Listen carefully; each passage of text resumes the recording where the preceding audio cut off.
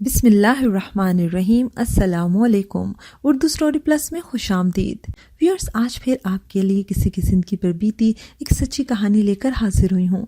نئے آنے والے ساتھیوں سے گزارش ہے کہ اگر ابھی تک آپ نے ہمارا channel Urdu story plus subscribe نہیں کیا تو اس کو لازمی سبسکرائب کیجیے۔ چلیں اپنی کہانی شروع کرتے ہیں۔ میرا نام زارا ہے۔ جیسے ہی میں نے میٹرک پاس کیا تو والدین کو بیاہنے کی فکر پڑ گئی۔ رشتے کی تلاش میں سرگرداں ہو گئے۔ ایف اے پاس کیا تو شادی میری منیر سے ہو گئی۔ بیاہ سے خوش نہ تھی کہ ابھی پڑھنا چاہتی تھی۔ والدین نے بی اے نہ کرنے دیا۔ اس بات کا مجھے بہت دکھ تھا۔ تاہم یہ دکھ مٹ گیا جب جیون ساتھی نے میرا افسردہ دل مٹھی میں لے لیا۔ منیر ایک سمجھدار اور پیار کرنے والے شوہر تھے۔ انہوں نے بی اے مکمل کرنے کی مجھے اجازت دے دی۔ حالانکہ ساس اور نند نے کافی واویلا کیا مگر منیر نے کسی کی نہ سنی۔ کہنے لگے تعلیم شادی کے بعد بھی حاصل کی جا سکتی ہے، پڑھنے میں کیا قباحت ہے۔ دل کا گلاب کھل گیا۔ جیون ساتھی کی مشکور تھی کہ اس کی قدر اور بھی زیادہ میرے دل میں بڑھ گئی۔ تاہم میرے کالج جانے سے میری نند کرن آپا کو تکلیف ہوتی تھی۔ کرن آپا مجھ سے 7 برس بڑی تھی۔ میٹرک میں تھی جب والدین نے بیاہ کر دیا۔ تب وہ بہت روئی تڑپی کہ پڑھنا چاہتی تھی۔ والدین کو یہ خوف ہوتا ہے اللہ جانے دوسرا رشتہ ملے نہ ملے، بس جو رشتہ موزوں لگا اسے کھونا نہیں چاہتے تھے۔ منگنی ہوتے ہی سسرالیوں نے شادی کا تقاضا شروع کر دیا۔ یوں وہ صرف 1 ماہ کالج جا سکی اور رخصتی ہو گئی۔ کالج چھٹنے کا انہیں بہت غم تھا۔ قسمت سے شوہر اچھا نہ ملا۔ خدا جانے کس کی غلطی تھی کہ 2 ماہ بعد ہی طلاق ہو گئی۔ والدین کو بہت صدمہ ہوا مگر کرن آپا اس سہنے کے بعد کہیں کی نہ رہی۔ قسمت سے کون شکوہ کر سکتا ہے؟ نصیب میں جو دکھ لکھا تھا مل گیا۔ طلاق یافتہ بیٹی کے لیے ماں نے بعد میں بہت رشتے دیکھے۔ رشتے کرانے والیوں کی خدمات بھی حاصل کی گئیں مگر کامیابی نہ ہو سکی۔ یوں کہنا چاہیے کہ نصیب میں دوبارہ خانہ آبادی کی خوشی نہ تھی۔ طلاق کے بعد میری یہ نند نارمل نہ رہی، چڑچڑی، شکی اور بد زبان ہوتی گئی، اور جب میری شادی ہوئی وہ اپنی محرومیوں کے بوجھ تلے دبی ہوئی تھی۔ ایک ایسی شخصیت بن چکی تھی کہ ان کو برداشت کرنا پڑتا تھا۔ 2 منٹ بھی خوشگوار موڈ میں نہ رہ پاتی اور دوسروں کی خوشیاں ان سے برداشت نہ ہوتی تو گھر بھر کو بے سکون کرنے کے لیے خواہ مخواہ کے ایشو کھڑے کر دیتی تھی۔ سب کو ان کی عادتوں کا علم تھا، اس لیے ان کی ہر زیادتی کو نظر انداز کر دیا کرتے تھے کہ کرن آپی جو کرتی ہیں کرنے دو، ان کو کچھ نہیں کہنا، یہ بیچاری دکھی ہے۔ وہ اتنی بیچاری بھی نہ تھی، فطرتاً شاطر اور چالاک تھی۔ وہ جھوٹی اور سازشی بھی تھی، تب ہی ان کو طلاق ہو گئی تھی۔ مجھے اندازہ ہو گیا تھا کہ ان کے ساتھ رہنا اور ان کے ساتھ نمٹنا اتنا آسان نہیں۔ آدمی کی عافیت اسی میں ہے کہ ان کی خوشامد میں لگا رہے ورنہ خاموش رہے۔ وہ کسی کے پیچھے پڑ جائیں تو اسے برباد کر کے ہی دم لیتی تھی۔ کسی ملازمہ اور نوکر کی مجال نہ تھی کہ کرن آپا کے سامنے چوں کر جائے۔ وہ ایسے پیچھے پڑتی کہ اس کو بھاگتے ہی بنتی۔ یوں وہ کسی کو ٹکنے نہ دیتی۔ اسلم میری ساس کا یتیم بھانجا تھا جس کو انہوں نے اس وقت گود لیا تھا جب اس کے ماں باپ ایک ٹریفک حادثے میں اللہ کو پیارے ہو گئے تھے۔ اس کو کوئی سنبھالنے والا نہ رہا تو خالہ نے رحم کھا کر بیٹا بنا لیا، اولاد کی طرح پرورش کی۔ شروع میں اسلم کو علم نہیں تھا کہ خالہ اس کی سگی ماں نہیں۔ بعد میں رشتہ داروں نے اس کے کانوں میں یہ بات پھونک دی مگر پیار میں کمی نہ آئی۔ میرے شوہر اس کو سگے بھائی جیسا سمجھتے تھے۔ خود خالہ اور خالو نے بھی حقیقی اولاد کی طرح پالا تھا۔ کرن آپا تو اسلم کو بھائی کہتی تھی، دل میں پرخاش رکھتی تھی پر میں نہ جانتی تھی چھوٹا ہونے کی سبب اکثر اس کی ڈانٹ ٹپٹ اسلم کو ہی سہنی پڑتی تھی۔ یہ بات مجھے اچھی نہ لگتی۔ جب وہ آپا کی بدسلوکی سے افسردہ ہو جاتا تو میں اس کی دل جوئی کرتی تاکہ وہ اس گھر میں جیسے پہلے خوش و خرم تھا اب بھی ویسا ہی خود کو محسوس کرے۔ میرے اپنائیت بھرے رویے سے اسلم بہت خوش تھا، میری عزت کرتا تھا، جو بات کہتی مان لیتا۔ جب میں بی اے کی تکمیل کے لیے کالج جانے لگی تو کالج لانے لے جانے کا مسئلہ درپیش ہوا۔ منیر تو صبح کام پر چلے جاتے تھے، اسلم نے بی اے کر لیا تھا، وہ گھر میں فارغ ہوتا، اکثر خالو کے ساتھ دکان پر چلا جاتا تھا۔ منیر نے اس کی ڈیوٹی لگا دی کہ وہ مجھ کو کالج چھوڑنے اور واپس لے جانے کا فریضہ انجام دے گا۔ اسلم نے خوشی خوشی اس ذمہ داری کو قبول کر لیا کہ بطور دیور بھابھی ہمارے درمیان پیار اور اعتماد کا رشتہ قائم تھا۔ منیر دفتر چلے جاتے اور شام کو لوٹتے، ساس کاموں میں مشغول اور کرن الگ تھلگ رہتی۔ ایسے میں میرا سارا وقت فراغت کا اسلم کے ساتھ گزرتا تھا۔ وہ ایک خوش مزاج سیدھا سادہ لڑکا تھا، میرا ہم عمر تھا۔ تب ہی ہماری اچھی نبھنے لگی۔ ہماری یہ اپنائیت کرن کو خار کی طرح کھٹکنے لگی، کیونکہ میری خوشی اور اسلم کی توجہ ان کے لیے ناقابل برداشت تھی۔ میں تھی خوش شکل، اوپر سے میرا پہننا اوڑھنا سلیقے کا تھا۔ ہر کوئی میری تعریف کرتا اور کرن آپا سلگ کر رہ جاتی۔ میرے پکائے کھانوں کی تعریفیں ہوتی تو ان کے سینے پر سانپ لوٹ جاتے۔ اسلم کی یہ عادت تھی کہ جب میرا کام اچھا ہوتا تو وہ سب کے سامنے میری تعریف کرتا۔ اس پر کرن جھل بھن جاتی اور کہتی، تم کیوں بھابھی کے گن گانے لگے ہو؟ ایسا بلا وجہ تو نہیں، کون سی رشوت مل رہی ہے؟ اس پر منیر کہتے، آپی جو اچھا ہوتا ہے اسے اچھا ہی کہا جاتا ہے، تعریف کرنے سے آدمی کا دل خوش ہوتا ہے۔ ہم کو چاہیے کہ آپ اس میں خوشیاں بانٹیں، کسی کی تعریف کرنے میں کیا حرج ہے؟ منیر نے 2-4 مرتبہ جب بہن کو سمجھایا تو سمجھنے کی بجائے انہیں مجھ سے اللہ واسطے کا بیر ہو گیا۔ ہر بات پر نیچا دکھانے کی کوشش کرنے لگی، اپنا مد مقابل بنا لیا۔ اس صورتحال سے میں کافی گھبرا گئی۔ تب اسلم نے تسلی دی کہ بھابھی گھبرائیے نہیں، کرن آپی اپنی عادت سے مجبور ہیں، ان کی کسی بات کو دل پر نہ لیا کریں۔ اب میں ان کی ہر بات یہ سوچ کر نظر انداز کرنے لگی کہ کبھی تو میری اچھائی کا احساس کریں گی۔ آدمی کا ضمیر زندہ ہو تو وہ رائے راست پر آ جاتا ہے۔ اندازہ نہ تھا کہ انتقام کی آگ عورت کو زخمی ناگن جیسا بنا دیتی ہے۔ کرن آپی سے میری کوئی عداوت نہ تھی، نند بھاوج کا رشتہ تھا۔ اگر صلح صفائی سے رہا جائے تو یہ رشتہ بھی بہنوں جیسا ہوتا ہے۔ شوہر کی بہن اپنی بہن کی طرح ہو جاتی ہے۔ کبھی کبھی ان کے والدین بھی انہیں منع کرتے، کرن اس قدر برہمی اور بات بات پر ہر کسی سے الجھاؤ ٹھیک نہیں، اس طرح لوگ تم سے بدسن ہو جائیں گے۔ یہ بات بھی ان کو بری لگتی اور کہتی، دوسروں کی حمایت میں مجھے نظروں سے گرا رہے ہیں۔ رونے لگتی، اب ایسے آدمی کا کیا علاج جو خود ٹھیک ہونا نہ چاہے، جس کو اپنی غلطی کا احساس نہ ہو۔ ایک روز پڑوسن آئی اور ہماری ساس باتیں کرنے لگی، پھر پوچھا، نئی بہو کہاں ہے؟ ہمیں دلہن سے ملوائیے۔ میں کمرے میں بیٹھی تھی اور اسلم سے باتیں کر رہی تھی۔ کرن آ گئی، تنزیہ بولی، کسی آئے گئے کا تو خیال کر لیا کرو، لوگ کیا سوچیں گے؟ ہر وقت اسلم سے راز و نیاز میں مصروف رہتی ہو، کچھ ارد گرد کا بھی خیال ہے تم کو؟ اماں بلا رہی ہیں۔ اتنی بدتمیزی سے بات کی کہ میری آنکھوں میں آنسو بھر آئے۔ بڑی مشکل سے ضبط کیا۔ اسلم کو بھی بے عزتی محسوس ہوئی، مگر وہ خاموش رہا۔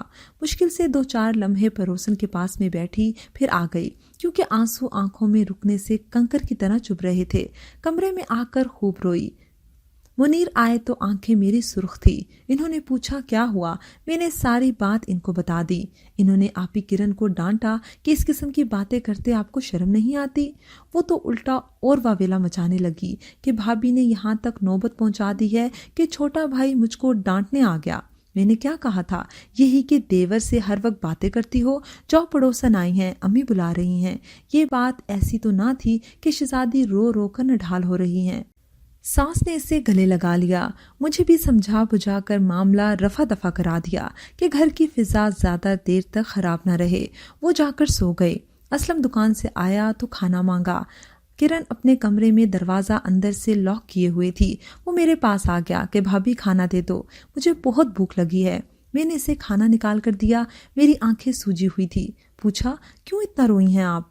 میں نے کہا، اسلم مجھے کرن آپی کا رویہ بہت برا لگتا ہے۔ کہا، آپ تو آج سامنا کر رہی ہیں، ہمیں داد دیں کہ کب سے سہ رہے ہیں۔ آنسو میرے آنکھوں سے رکتے نہ تھے۔ وہ میرا غم سمجھ رہا تھا، دل جوئی کرنے لگا۔ مجھے وہ اپنے چھوٹے بھائی جیسا لگتا تھا۔ اس کی تسلی سے سکون کا احساس میرے رگ و پے میں سرایت کر گیا۔ میں نے کہا، شکر ہے کوئی تو ہے میرے لیے آواز اٹھانے والا، تلخ حالات کے طوفان میں مجھے سہارا دینے والا۔ سچ مجھ اسلم، تم میرے دیور نہیں چھوٹے بھائی کی طرح ہو، تم میرا مان ہو اور میں تم پر اعتماد کر سکتی ہوں۔ اس نے میرے آنسو پونچھ دیے اور کہا، زندگی میں جب بھی تمہیں کوئی دکھ دے، کوئی تکلیف ہو تو بھابھی مجھے اپنے قریب سمجھنا، میں ہر مشکل گھڑی میں تمہارا ساتھ دوں گا۔ اس کی تسلی سے میری زخمی دل کو قرار ملا۔ جب وہ میرے آنسو پونچھ رہا تھا، اچانک کرن آپا اپنے کمرے سے نکلی اور اسلم کے آخری الفاظ ان کے کانوں سے ٹکرائے، جب بھی مشکل گھڑی ہو تمہارا ساتھ دوں گا اور مجھے خود سے قریب سمجھنا۔ ان کے چہرے پر ایک شیطانی مسکراہٹ کھل گئی، جیسے انہوں نے ہم کو چوری کرتے ہوئے پکڑ لیا ہو۔ تنزیہ نگاہ ہم پر ڈالی اور کچھ نہ بولی۔ मगर अगली सुबह जिस कयामत का सामना करना पड़ा इसका तो तस्वुर भी ना किया था।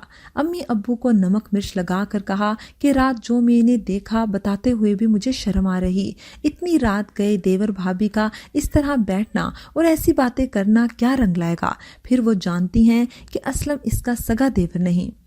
आपने अभी से इन दोनों को कंट्रोल ना किया तो मुनीर भाई का घर जरूर तबाह हो जाएगा। ये नया बहुतान था। कितनी बड़ी बात कितनी आसानी से इस बीमार जहन औरत ने सोच ली और वालदैन से भी कह दी। वो दम बखुद रह गए कि बेटी की बात का यकीन करें या ना करें, क्योंकि असलम को बेटा समझकर पाला था और इसकी खसलत से भी वाकिफ थे कि वो एक शरीफ बंदा था। दबे लफ्जों सास ने कहा, बेटी असलम हमारा बेटा है, बहुत अच्छा लड़का है, तुम्हारा इसका नाता बहन भाई जैसा है, हम जानते हैं, मगर दुनिया के मुंह पर किसी ने हाथ नहीं रखा। एहतियात अच्छी बात है, अक्लमंद को इशारा काफी होता है। इंसान के दरमियान शैतान आते देर नहीं लगती। कितनी बड़ी बात वो कह गई थी। गोया किरण का मकसद पूरा हो गया। इसने मुझे और असलम को अम्मी अब्बू की नजरों में जलील कर दिया। मैं खुद अपनी नजरों में गिर गई थी। मेरा मान और भरम सब खत्म हो जाता अगर खुद मुनीर मुझे ना संभालते।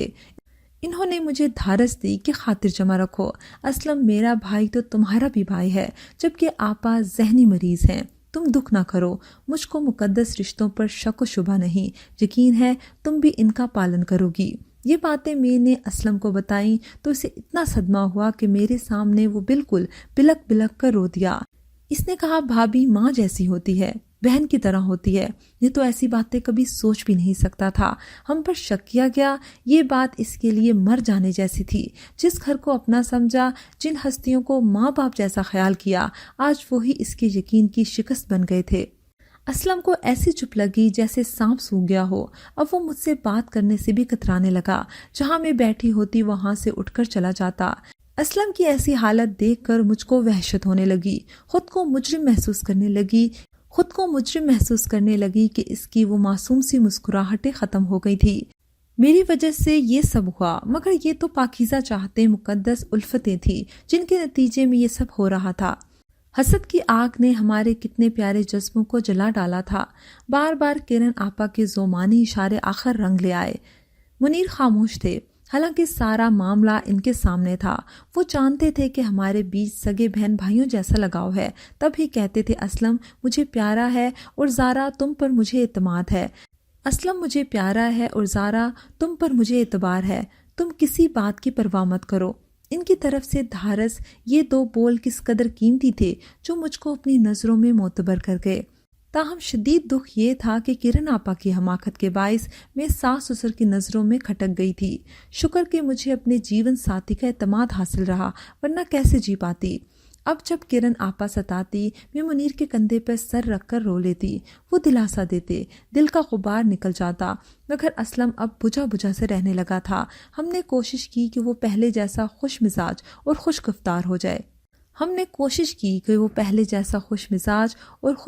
हो जाए, मगर ऐसा ना हो सका।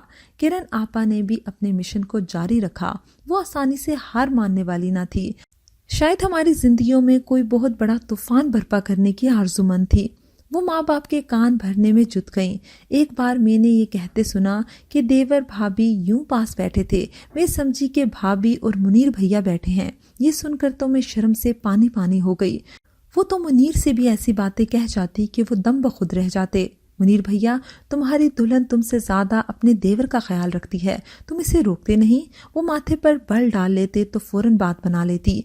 ये बहन भाई हैं भैया, मगर जमाने को कौन समझाए, लोग बातें करेंगे ना। कुछ दिनों से मैं महसूस करने लगी कि मुनीर लाशऊरी तौर पर इन बातों का असर ले रहे थे। अब वो असलम को देखकर तेवरी पर बल डाल लेते और मुझसे भी उखड़े उखड़े रहने लगे। मेरा दिल खौफजदा हो गया। ये बात मैंने महसूस कर ली। शरीके हयात मिजाज आशना हो जाता है। कई बार मैंने पूछा, मगर वो टाल गए। असलम से भी अब मैं कम बोलती थी। कॉलेज जाना भी छोड़ दिया कि असलम के साथ जाना पड़ता था। घर की फिजा में नामालूम सी उदासी घुल रही थी। किरण मुझे सामने देखकर रास्ता बदल लेती थी, मगर आने जाने वालों के सामने मेरा और असलम का तस्करा कुछ इस अंदाज से करती कि लोग मशकूक नजरों से तकने लगते। یہ سب میرے لیے تکلیف دہ ہی نہیں بلکہ ناقابل برداشت ہوتا جا رہا تھا۔ اس گھر میں خود کو بوجھ سمجھنے لگی تھی۔ ہماری شادی کو دوسرا سال تھا اور خوشیاں ہم سے دور ہوتی جا رہی تھی۔ کرن نے ایک نئی راگنی چھیڑ دی کہ منیر بھیا کے بچوں کو کھلانے کا ارمان ہے۔ ننھے منھے بھتیجے بھتیجوں کی صورت کو آنکھیں ترس رہی ہیں۔ خدا جانے کب ہمارے گھر میں کوئی بہار کا جھونکا آئے گا، کسی بچے کی چہکار گونجے گی۔ رفتہ رفتہ ساس کرن کی لگائی بجھائی کے سبب اور کچھ اولاد نہ ہونے کی وجہ سے بد دل ہونے لگی۔ بار بار کہتی، بہو کی گود ہری نہیں ہو رہی، کہیں بانجھ تو نہیں۔ یہ بات میرے بس کی نہ تھی مگر تیر کی طرح دل کو لگتی تھی۔ مجھ کو کسی سے گلہ نہ تھا کیونکہ منیر پر بھروسہ تھا۔ سمجھتی تھی کہ وہ مجھے بانجھ نہ کہیں گے، مگر خوش فہمی اس دن ختم ہو گئی جب ساس کے اصرار پر منیر نے کہا، ٹھیک ہے امی، اگر آپ کو اولاد کی اتنی ہی چاہ ہے تو میں ایک اور شادی کر لیتا ہوں، مگر یہ بتائیے کہ پھر زارا کا کیا بنے گا؟ اسے میکے پہنچا دیں گے؟ کھڑکی سے یہ باتیں میرے کانوں تک آئیں تو پیروں تلے سے زمین نکل گئی۔ اپنے کانوں پر یقین نہیں آ رہا تھا۔ حیرت ہوئی، منیر بھی کتنے مختلف نکلے۔ ہر بیوی کی مانند مجھے یقین تھا کہ میرا شوہر میرا ہے، وہ ایسی باتوں میں ماں اور بہن کا ساتھ نہیں دے گا اور دوسری شادی سے انکار کر دے گا۔ دل لہو لہو ہو گیا جب میرے شریک زندگی نے کہا، ماں آپ ہی کو میرے لیے یہ پسند آئی، ورنہ میں نے تو منع کیا تھا۔ زارا بچکانہ ذہن کی لڑکی ہے۔ میرا دل خود اکتا سا گیا۔ شوہر کے منہ سے اپنے بارے میں ایسی رائے سن کر جی چاہا کہ زمین پھٹ جائے اور میں اس میں سما جاؤں۔ رات کو جب وہ میرے پاس آئے مجھے ان سے شدید بیزاری محسوس ہوئی۔ حالانکہ مزاجی خدا سمجھ کر میں نے انہیں چاہا تھا، مگر ان کا منافقانہ رویہ اور دوغلے پن نے مجھے یکلخت ان سے دور کر دیا۔ جانے کیسے ضبط کیا اذیت کے ان لمحوں کو، پل صراط کی طرح پار کر لیا، مگر یہ دنیا مجھے جہنم نظر آنے لگی۔ روح تار تار ہو گئی تھی۔ زندگی عذاب دکھائی دی تو اس جہاں سے گزر جانے کو جی چاہنے لگا۔ منیر کے ساتھ میں نے اسلم اور ساس سسر سے بھی منہ پھیر لیا، ہر ایک سے بات چیت بند کر دی۔ انہوں نے مجھے منانے کا تردد نہ کیا، بلکہ ساس نے بیٹے کے لیے لڑکیاں دیکھنا شروع کر دی، جبکہ میں گھر میں موجود ہوتی۔ کرن اور ماں گھر سے نکل جاتی، وہ طرح طرح کے بہانے بناتی کہ ڈاکٹر کے پاس جا رہے ہیں وغیرہ وغیرہ، مگر ڈرائیور مجھے سب حال بتا دیتا کہ بی بی آپ پر سوکن لانے کی تیاریاں ہو رہی ہیں۔ مجھ کو ساری باتوں کا علم تھا، مگر خاموش تھی کہ دیکھوں اونٹ کس کروٹ بیٹھتا ہے۔ حیرت اس بات پر تھی کہ نادم یا پریشان ہونے کی بجائے منیر ان باتوں پر خوش تھے۔ جب تینوں چپکے میٹنگ کرتے میرے دل پر آرے سے جلنے لگتے۔ اب یہ صورتحال زیادہ دنوں تک برداشت نہیں کر سکتی تھی۔ ایک روز ساس بولی، زارا بیٹی تم کچھ دنوں کے لیے میکے ہو آؤ، تمہاری والدہ یاد کر رہی ہیں، وہ بیمار ہیں۔ ان کے کہنے سے میں نے تیاری باندھ لی، اپنے زیور اور قیمتی کپڑے اٹیچی میں رکھ لیے۔ اگلے روز منیر مجھے میکے چھوڑائے۔ انہیں نہیں خبر تھی کہ میں نے ان کی باتیں سن لی، مگر میں تو ان کی نیتوں کو جانتی تھی۔ یہاں آ کر پتہ چلا کہ نہ کسی نے فون کیا اور نہ ہی کوئی بیمار تھا۔ امی جان بھی ٹھیک ٹھاک تھی۔ وہ میری اچانک آمد پر حیران رہ گئی۔ ایک ماہ بیت گیا، سسرال سے کوئی لینے نہ آیا۔ امی نے کہا، پتہ کرنا چاہیے کیا بات ہے، میں تو جانتی تھی وہاں کیا ہو رہا ہے۔ ایک ماہ بیت گیا، سسرال سے کوئی لینے نہ آیا۔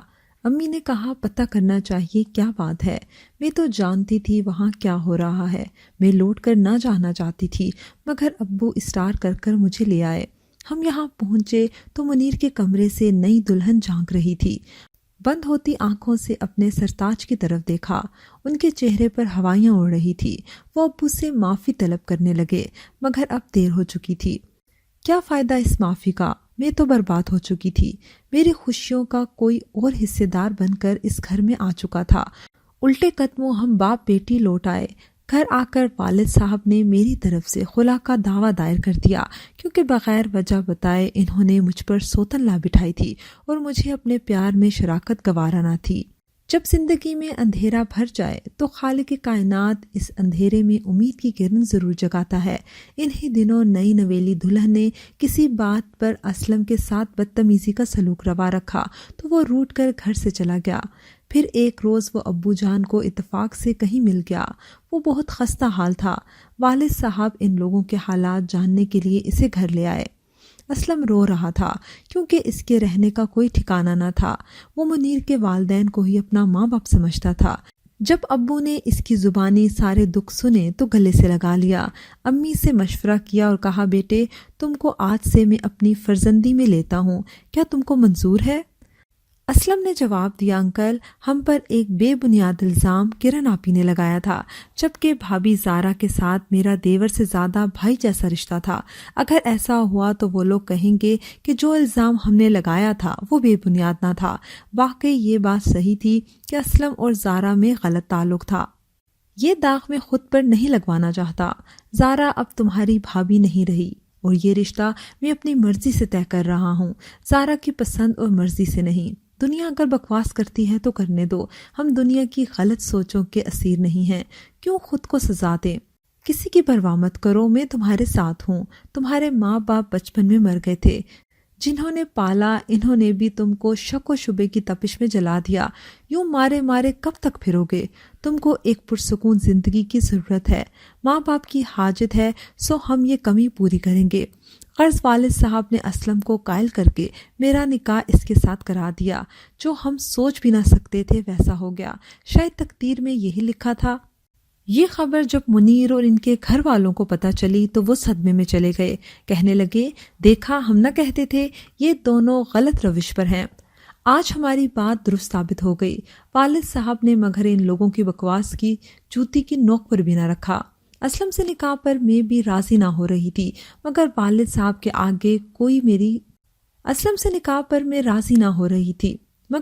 صاحب کے آگے میری ایک نہ چلی۔ مجھ کو اس امر کا بہت افسوس تھا کہ لاکھ میں نے اس کو بھائی مانا۔ اس نے مجھے دل و جان سے بڑی بہن کا درجہ دیا اور ہم دونوں نے دل و جان سے اس رشتے کی پارسائی کا بھرم بھی رکھا، لیکن یہ دنیا کبھی خلوص اور پیار کے رشتوں کو نہیں مانتی، وہ اس میں کھوٹ ہی ڈھونڈتی ہے۔ دنیا الزام تراشی سے باز نہیں آتی، اور مجھے تو باہر والوں نے نہیں اپنے ہی گھر والوں نے یہ الزام دیا کہ غلط روش پہ ہوں، حالانکہ خدا گواہ ہے ایسی بات تو کبھی میں نے سوچی بھی نہ تھی۔ اسلم سے شادی کے بعد بھی کئی دن تک اداس رہی، میرے دل کا پھول نہ کھلا، لیکن انسان جب حیات نو کی نوید سن لے تو زندگی پھر سے خوبصورت لگنے لگتی ہے۔ وہ دن آ گیا جب میرا ننھا منا بچہ میری مایوس زندگی میں سورج کی کرن بن کر جگمگایا۔ اس کو گود میں بھرتے ہی میں مکمل ہو گئی۔ وہ تڑپ، وہ تنہائی کا اضطراب جاتا رہا اور میں خوش ہو گئی۔ یوں میری برباد زندگی میں ایک مدت کے بعد بالآخر بہار آ گئی۔